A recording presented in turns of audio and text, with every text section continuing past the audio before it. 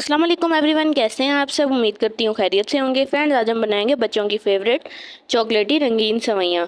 चलिए इसकी recipe start करते हैं।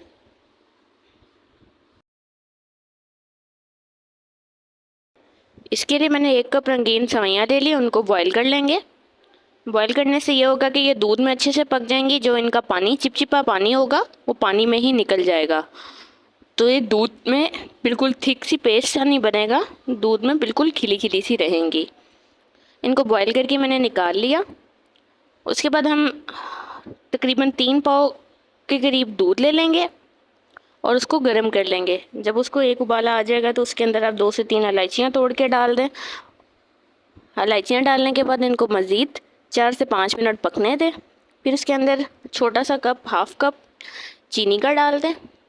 और आप बच्चों की कोई भी बादामी कैंडी ले लें, वो 3 से 4 इसके अंदर वो कैंडीज़ डाल दें।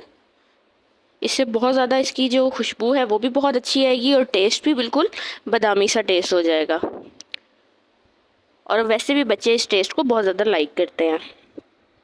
उसके बाद जब आपको लग रहा है कि कैंडीज़ अंदर घुल गई हैं, चम्मच फेर के देख लें। कैंडीज़ घुलने के बाद आप इसके अंदर कोई सी भी चॉकलेट, मिल्की चॉकलेट शामिल कर लें।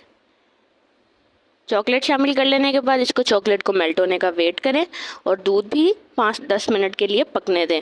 उसके बाद जो आपने बॉईल की हुई सेवइयाँ हैं वो इसके अंदर ऐड कर दीजिएगा और सेवइयाँ ऐड कर लेने के बाद 10 से 15 मिनट इसको पकने दें। और जब ये गाढ़ी सी होने लग जाए तब आप इसको चूल्हा बंद कर दें और ठंडा होने के लिए फ्रिज में रख दें। 2 से 3 घंटे बाद आप इसको डार्क चॉकलेट से सर्व करें, यानी डार्क चॉकलेट की गार्निशिंग कर कर इसको सर्व करें।